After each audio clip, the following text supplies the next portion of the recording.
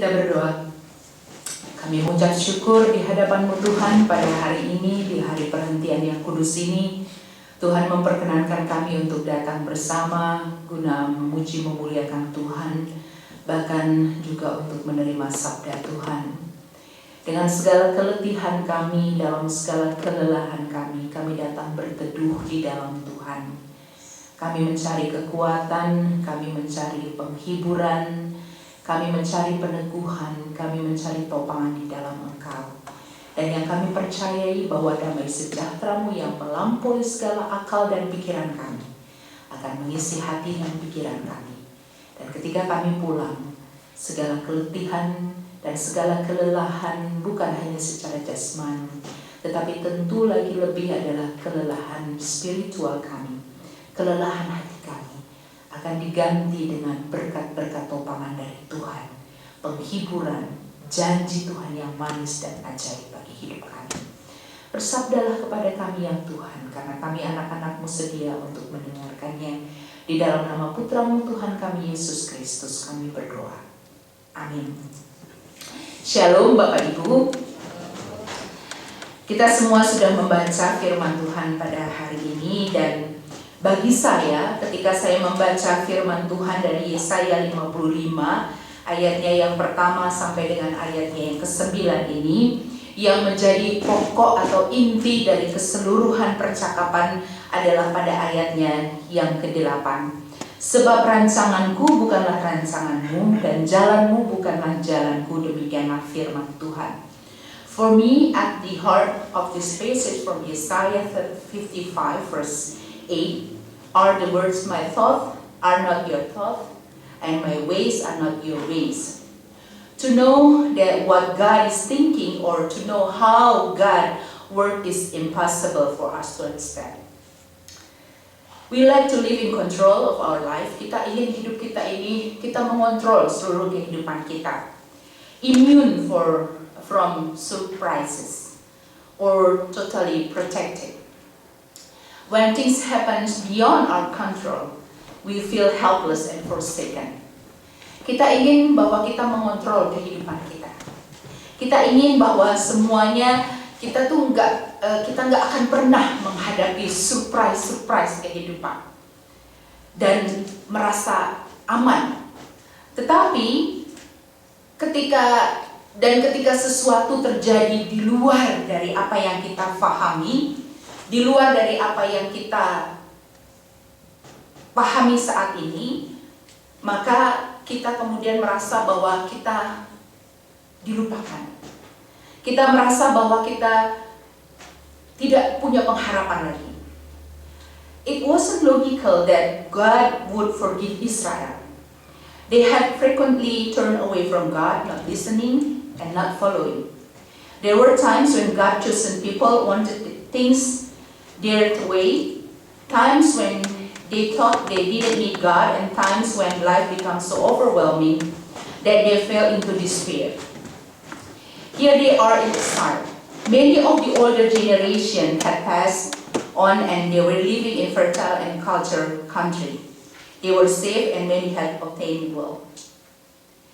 Isaiah thus wanted to get them to return to Israel, their homeland, and rebuild their city and the temple.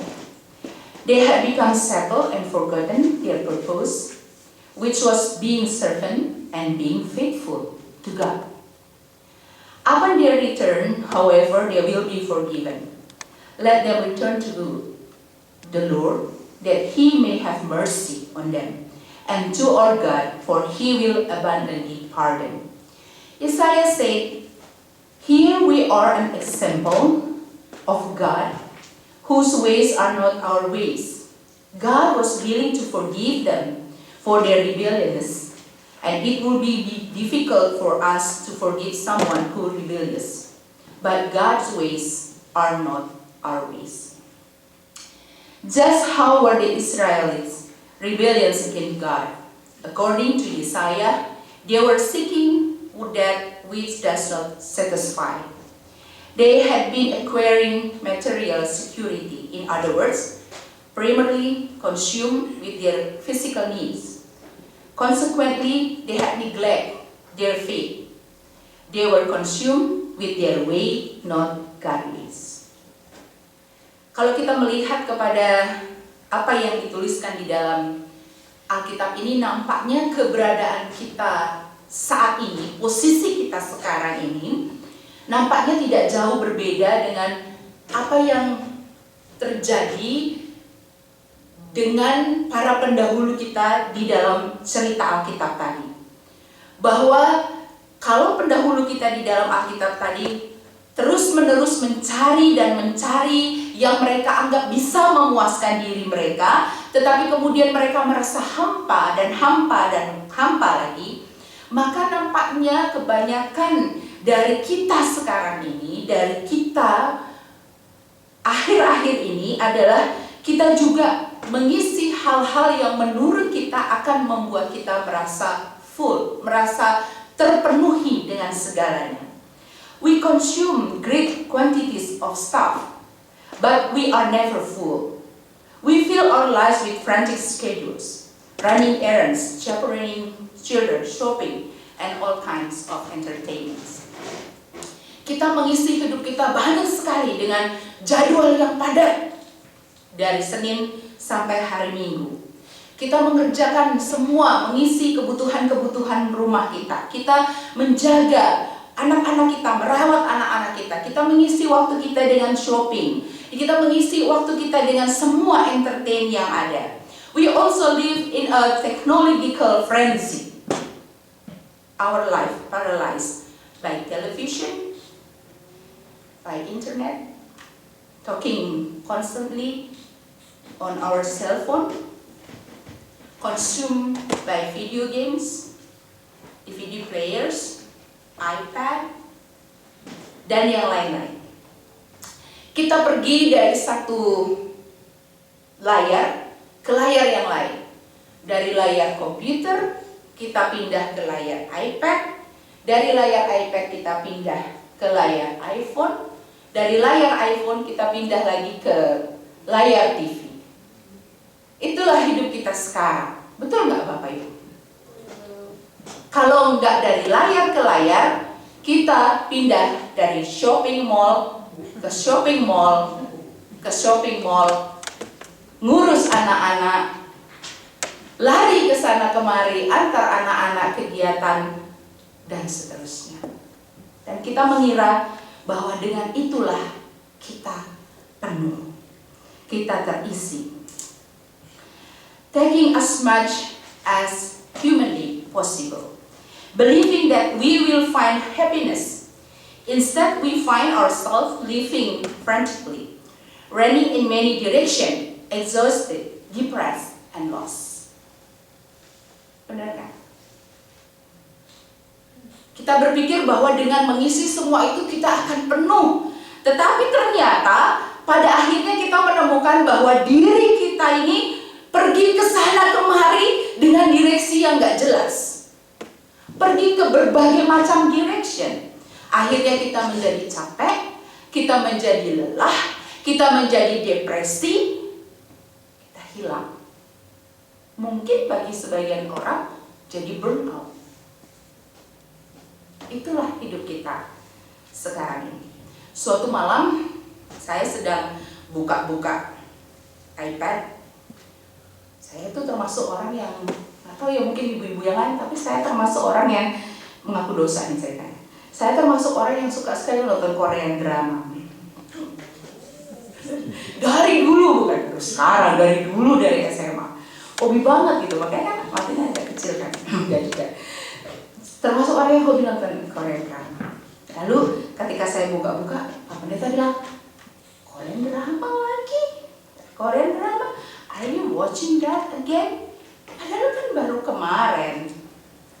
Tapi ya begitulah gitu ya. As a matter of fact, it had been on several days in row and several times each day.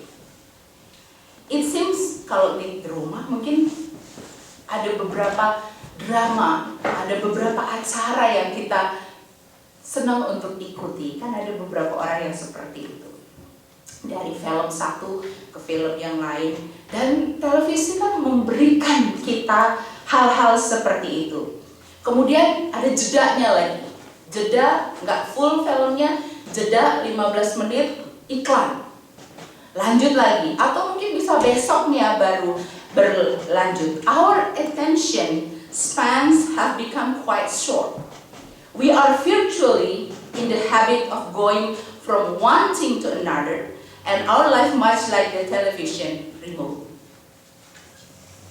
Ya, kalau kita nggak suka, ganti channel. Nggak suka yang lain, ganti lagi channel. Nggak suka lagi yang lain, ganti lagi channel. Cepat banget berganti-ganti, ya kan? Dan juga perhatian kita itu nggak bisa lama. Sedikit-sedikit aja, 15 menit udah selesai. Ada iklan, jeda, ganti lagi yang lain. Nah, kita nggak sadar nih sebenarnya akhirnya kita terbentuk dengan hal itu. Ketika ini keluar sedikit, ketika gereja panjangan sedikit dari 1 jam, udah mulai nggak perlu nih ganjel kayak ini kan, gitu kan. Ganjel gitu biar itu maksudnya gitu. Karena memang kita seperti itulah, terbentuk dengan pola yang seperti itu. 15 menit, udah selesai. Kalau bisa 1 jam, selesai. Itulah kita. We can give 15 minutes to go back to the future, but nowhere in our busy life we are able to go back to God and give God any of our precious time. Why do you spend your money for that which is not bread, and your labor for what which not satisfy? This is not to say that we don't need to include some fun times in our life, and that is not Yesaya point. When our life are completely full of activities and our busy agendas, there is no room for the Lord. Ketika hidup kita sudah sibuk dengan berbagai macam hal, dan ketika perhatian-perhatian kita menjadi semakin terkotak-kotak, menjadi semakin sedikit, menjadi semakin cepat berubah, ketika hal-hal yang menjadi konsentrasi kita, ini suka, ini tidak suka, semakin cepat berubah, sadar atau tidak sadar, kita akan membuat hidup kita menjadi semakin terkotak-kotak. Dan tanpa sadar juga, akhirnya kita membuat waktu kita menjadi semakin sedikit dan semakin sedikit dan semakin sedikit porsinya untuk Tuhan. Ibu bapak yang dikasihi oleh Tuhan Yesus Kristus, we live in a society that rewards people who are driven. If you don't work fast enough, hard enough, and make a company profitable, you are fired. Hidup kita sekarang ini adalah hidup yang penuh dengan workaholic. Dan pada saat itulah kemudian kita mendengar panggilan dari Yesaya ini bagi kehidupan kita. We need to clear our calendar, pull the plug on our audio video equipment, get out of the fast lane and give time to God. Like the people of Isaiah days, we have lost sight of what truly matters. Unfortunately, we are seeking fulfillment in the wrong place. Pada awalnya saya katakan earlier, I stated that Isaiah was reminding his people of their calling. They were called to be servant rather than be self-serving. They were to be a light of the nation. Di awal saya katakan bahwa Yesaya mengingatkan umatnya bahwa mereka itu dipanggil untuk menjadi hamba, dan mereka dipanggil untuk menjadi setia, daripada hanya melihat kepada diri mereka sendiri bahwa mereka sebenarnya dipanggil untuk menjadi terang bagi bangsa-bangsa. Ada sebuah ilustrasi yang bagus, ilustrasi tentang Sadhu Sundar Singh, yaitu seorang yang missionary. Dalam panggilannya kemudian dia menjadi missionary. Sadhu Sundar Singh ini suatu waktu melakukan perjalanan ke Himalaya.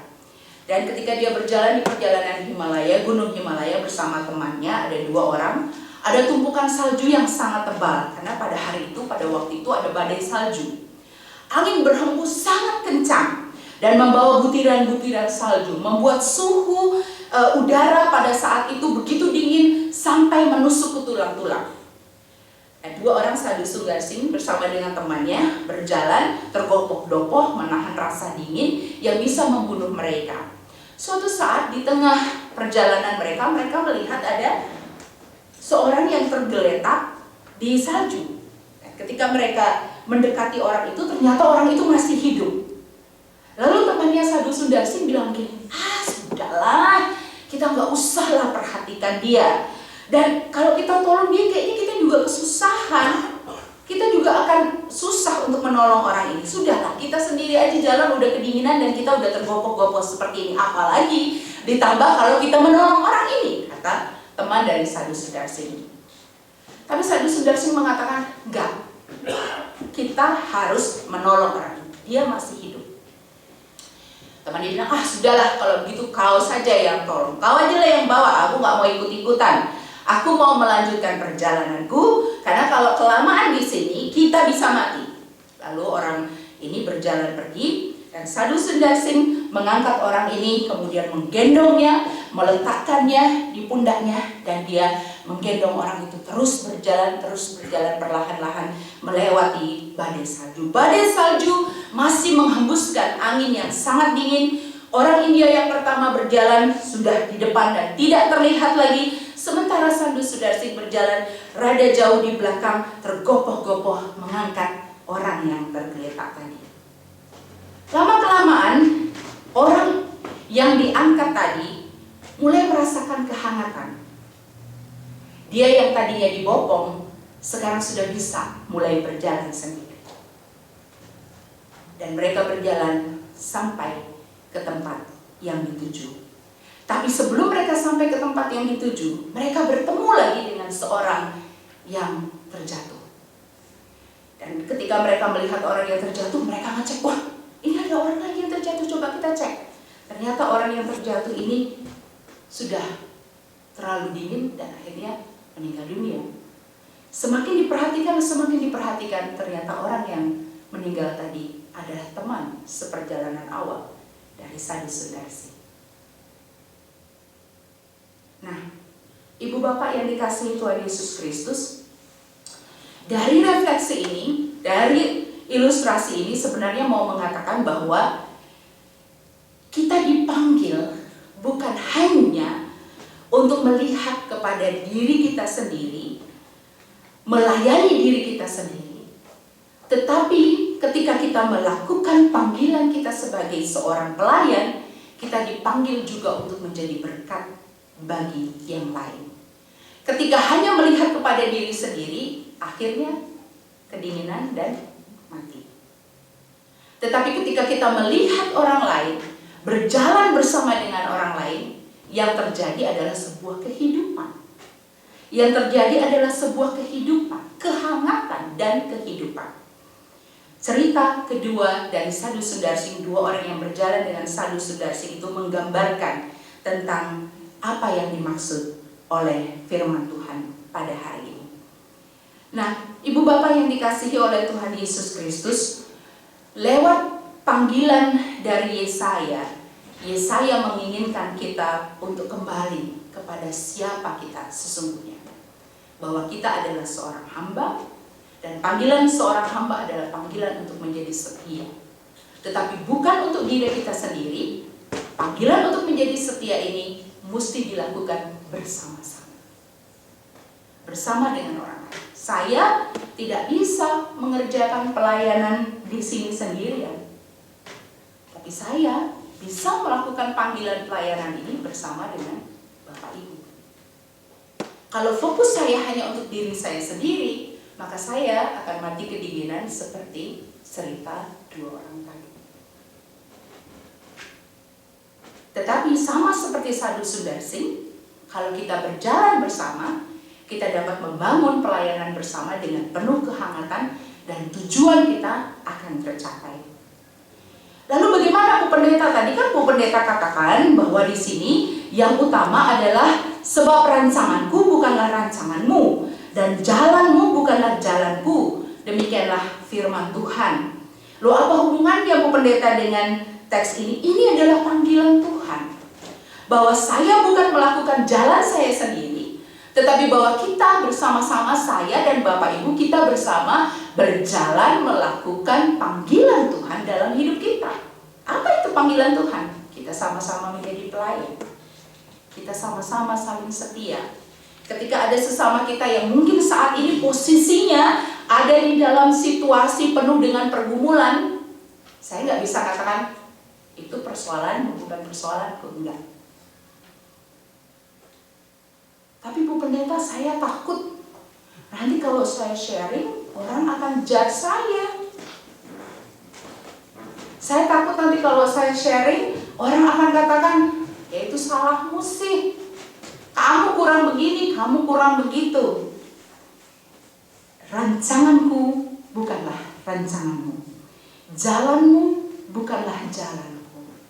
Yang harus kita lihat bersama adalah bahwa saya dan Bapak Ibu punya panggilan Tuhan di dalam diri Bapak Ibu.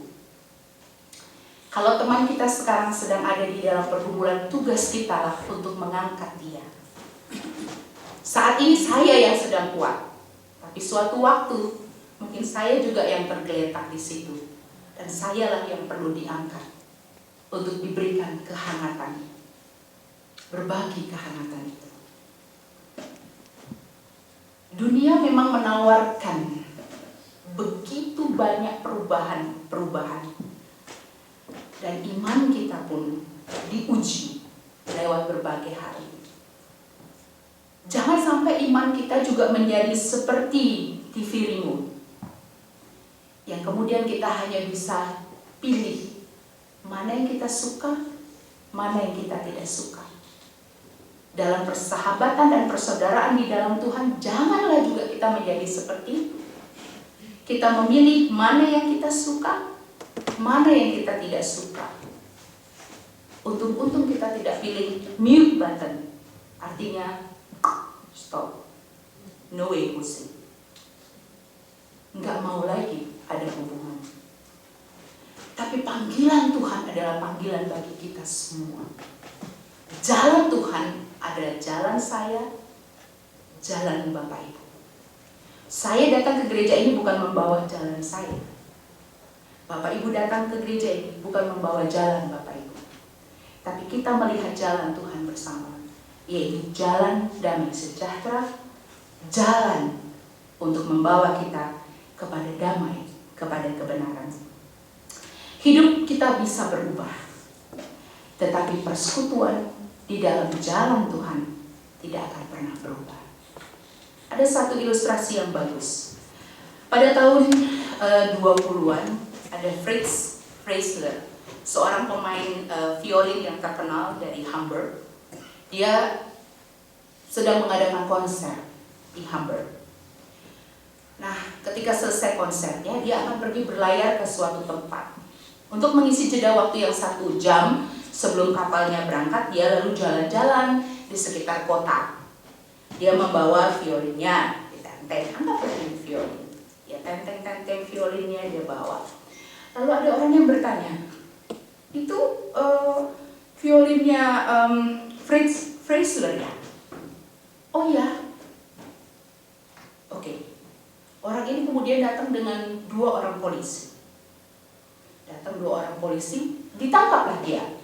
Si Fritz Kreisler, ditangkaplah dia. Si Fritz bertanya, ada apa? Kenapa saya ditangkap? Oh ya, jelas kamu ditangkap. Karena nampaknya kamu mencuri violinnya si Fritz Kreisler itu. Mungkin dia nggak meyakinkan tampangnya gitu kan. Kamu mencuri violin dari milik Fritz. Tapi saya adalah Fritz, katanya. Oh, gak mungkin kamu Fritz. Wah, waktu sudah semakin mendesak, dia sudah mau dibawa pergi, mau dibawa ke penjara. Kapalnya sudah akan berangkat. Lalu si Fritz bilang gini, Pak polisi, boleh nggak saya memainkan 1 lagu? Oh iya, oke, saya beri kamu kesempatan main 1 lagu. Lalu dia memainkan salah satu lagu yang hanya bisa dimainkan oleh dia. Dan ketika dia selesai bermain, dia bertanya kepada polisi, 2 orang polisi itu, "Now are you satisfied?" Sekarang apakah kamu puas? Polisi itu bilang, ya, sekarang saya tahu benar bahwa kamu adalah Fritz Kreisler. Dari cerita itu mau dikatakan bahwa disciples kita need to do what they are known for doing, and when they do, God will be glorified. Kita adalah anak Tuhan, dan marilah kita melakukan apa yang sesungguhnya kita sudah tahu, yaitu menjadi setia dan menjadi hamba. Kita saling bertolong-tolongan satu dengan yang lainnya. Bukan melakukan jalan saya, bukan melakukan jalan dia, tapi kita berjalan di dalam jalan dan kebenaran Tuhan. Itulah panggilan Tuhan bagi kita hari ini dalam masa Lent ini. Kita melakukan apa yang sudah kita tahu.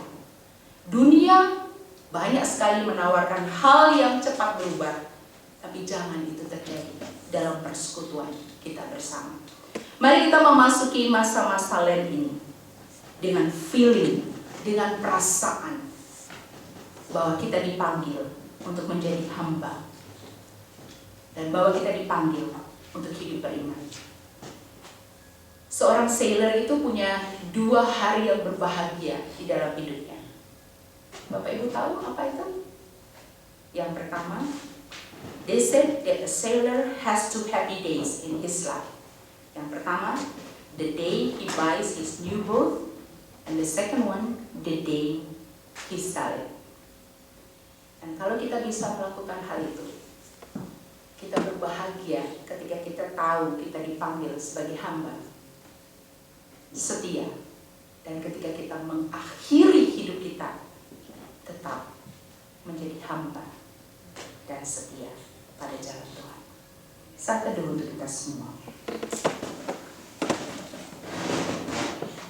Bapak, terima kasih untuk firman yang boleh kami dengar hari ini.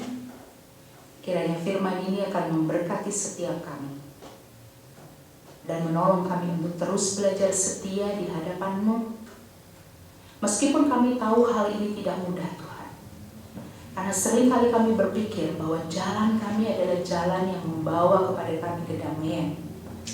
Tetapi ketika kami semakin mengisi hari-hari kami dengan apa yang kami mau, justru kehampaan semakin mengisi hati kami. Dan hari ini kami belajar bahwa kami semua di sini dipanggil seturut dengan jalan Tuhan, dan kami dipanggil untuk saling bertolong-tolongan menanggung beban kami sebagai hamba-hamba Tuhan. Kami sambil saling menopang, saling meneguhkan, saling menguatkan di dalam panggilan kami. Tuhan tolong kami agar kami mampu melakukan firman-Mu ini, dan Tuhan tolong kami supaya Engkau mendapati kami tetap setia pada panggilan dan jalan-Mu. Terima kasih Bapa, di dalam nama-Mu yang kudus kami berdoa. Amin.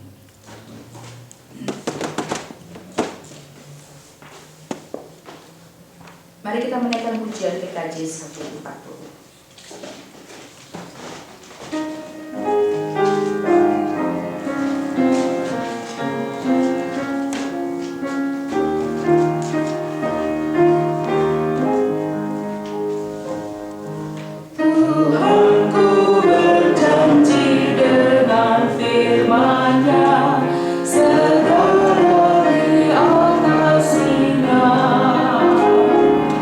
Yang paling tak